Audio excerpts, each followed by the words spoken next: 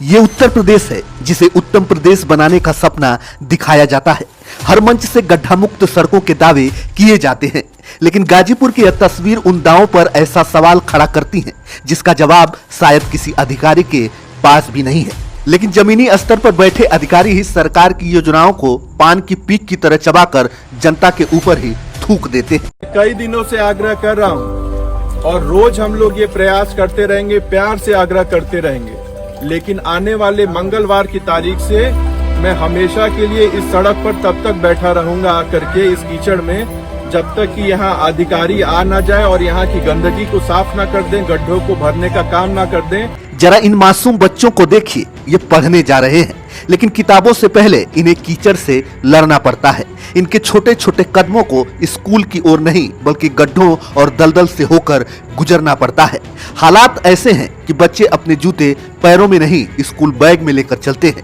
पहले नंगे पैर कीचड़ में उतरते हैं, सड़क पार करते हैं और फिर दूसरी तरफ जाकर जूता पहनते हैं। सोचिए, जिस उम्र में बच्चों के हाथों में सिर्फ किताबें और सपने होने चाहिए, उस उम्र में उन्हें अपनी पढ़ाई से पहले सड़क से जंग लड़नी पड़ रही है। यह कोई दूर दराज का जंगल नहीं, यह गाजीपुर की ग्राम सभा फतेउल्लाहपुर के कोढ़नियापुर मुख्य मार्ग की हकीकत है। लगभग 1 किलोमीटर की लंबी यह सड़क वर्षों से बदहाली की कहानी कह रही है।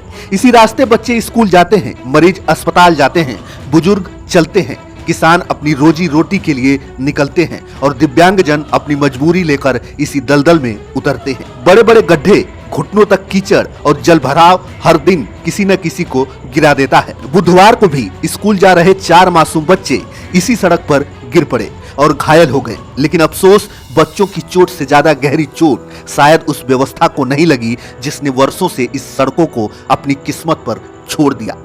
सबसे दर्दनाक बात यह है कि इसी ग्राम सभा में करीब 60 दिव्यांगजन रहते हैं। जब एक स्वस्थ इंसान के लिए इस सड़क पर चलना मुश्किल है, तो सोचिए उन लोगों पर क्या बीतती होगी जिनके कदम पहले से ही मजबूर हैं। उनके लिए यह रास्ता सड़क नहीं, हर रोज का संघर्ष है। जब जिम्मेदार लोग एसी कमरों में बैठकर विकास की फाइलों पर हस्ताक्षर करते हैं, तब शायद उन्हें यह दिखाई नहीं देता कि गांव का एक बच्चा अपने जूते बैग में रखकर स्कूल जाने को मजबूर है।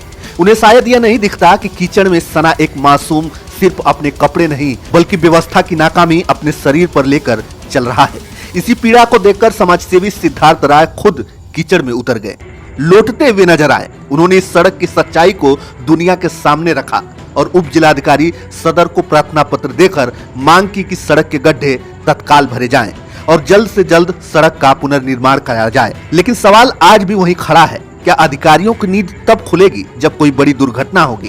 क्या किसी मासूम की जान जाने के बाद ही फाइलें आगे बढ़ेगी? वैसे तो मुख्यमंत्री योगी आदित्यनाथ लगातार उत्तर प्रदेश को बेहतर बनाने की बात करते हैं, लेकिन जमीनी स्तर पर बैठे अधिकारी ही सरकार की योजनाओं को पान की पीक की तरह चबाकर जनता के ऊपर ही थूक देते हैं।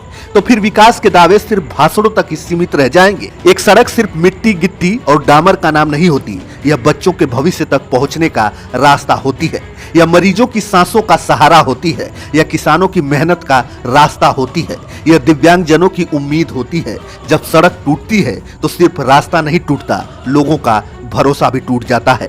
आज जरूरत है राजनीति करने की नहीं, इंसानियत निभाने की।